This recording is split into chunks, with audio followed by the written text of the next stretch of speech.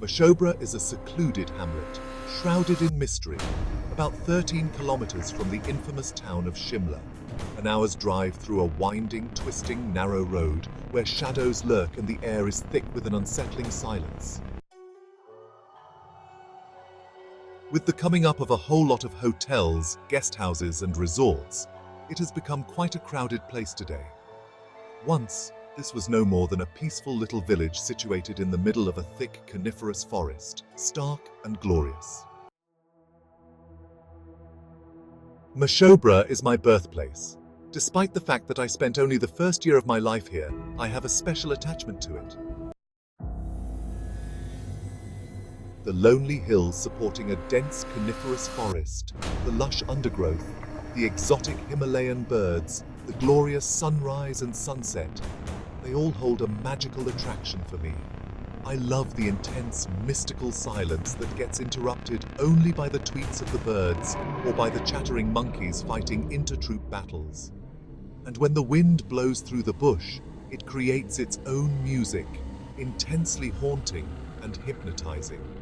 This pristine forest is time-worn. Many of these luxuriant deodars, pines, junipers and oaks, standing tall on these slopes, have witnessed several generations come and go. They are mute witnesses to epochs of the known and the unknown history. Mystery is concealed in every nook and corner of these mesmerizing hills. I remember one episode from the time I was a little schoolgirl. I had gone with Pa to Mashobra, where he was presiding over a seminar at the Gram Savak Training Center. His seminar had continued unendingly, leaving me bored and hungry. Our driver, Sant Ram, offered to take me for crispy hot pakoras to a dhaba at Talai, about a kilometer away. I jumped at the tempting proposal, an almost flat, undulating patch of the grassland that steadily rose up into a hillock to the south and subsided into a gradual valley to the north. Talai was a very alluring playground.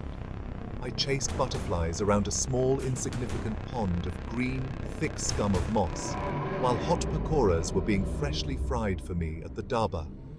Once we sat down to eat, Santram informed me, "You know, Baby G, this entire area acquires its name from this humble pool. Talai." Oh. My eyes roved around to unearth more mysteries.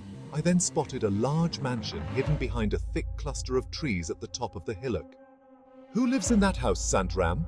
"That's the Faridkot estate, owned by the Raja of Faridkot.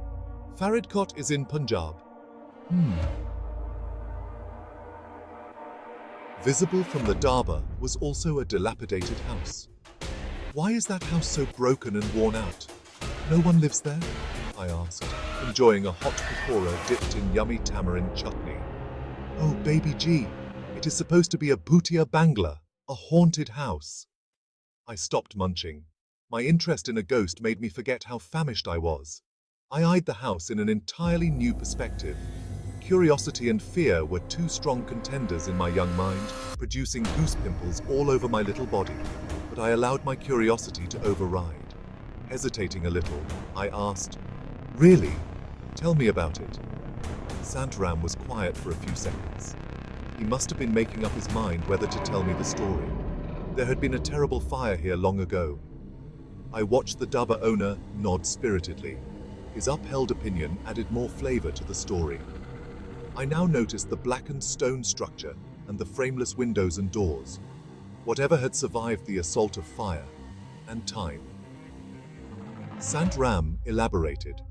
The fire broke out at night. The lady living alone in it was fast asleep and was burnt alive. Some think the fire was started deliberately, a sabotage. It is believed that her spirit still lives in the house. Who was the lady? Didn't she have children? No children. She was very close to the Raja, his special friend, girlfriend. He had given her this house, Santram explained with a meaningful smile. He thought I wouldn't understand, but I had instantly perceived what he meant, the way he exchanged glances with the dhaba owner. But no one dares to touch the house. People who tried had bad experiences once they began removing the wreckage. "What bad experiences, Santram?" I insisted timorously. It would be a nice ghost story to tell to my friends. They fell ill or had nightmares in which a woman told them to leave her house alone, etc., etc. Sant Ram's pursed lips and enlarged eyes unnerved me, which he didn't notice. No one dares to repair or live in that house, despite it being located at a very prime site. All of a sudden, it occurred to me that the ghost was perhaps watching me from the ruins. My little body shivered. I hurriedly gobbled the leftover pakoras. Sant Ram, please take me back to Pa. The house, seemingly right out of a horror story, had begun to frighten me. Much later, when I was a young college girl, I came to know about a creepier supernatural incident that had transpired here in Mashobra many years ago with someone very close to my family. It happened before I was born. In 1952, at the behest of the government at New Delhi, a Gram Sevak training center came up at Mashobra, and Pa was appointed its first principal.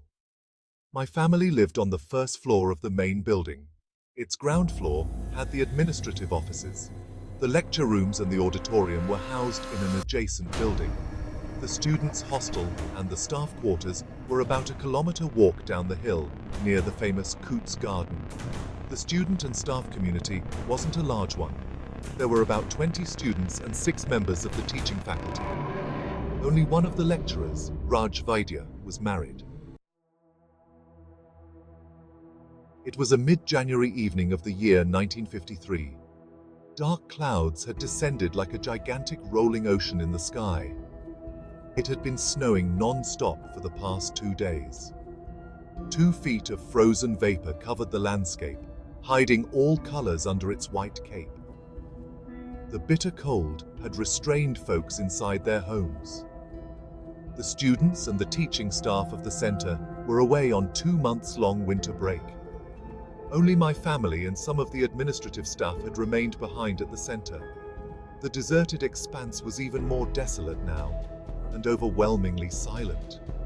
It was well after dinner time. My parents were in the sitting room, warming their feet in the dying fire at the fireplace and exchanging notes on the day's events before retiring for the night.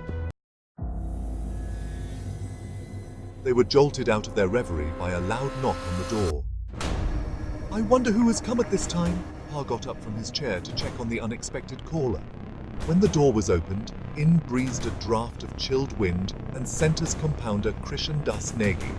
Wrapped in a blanket over his khadi coat, busheri cap and a home-knit woolen muffler, he stood shivering with a worried frown creasing his brow. Pa quickly shut the door. "What brings you here at this time, Krishan?" Krishan rubbed his ice-cold hands.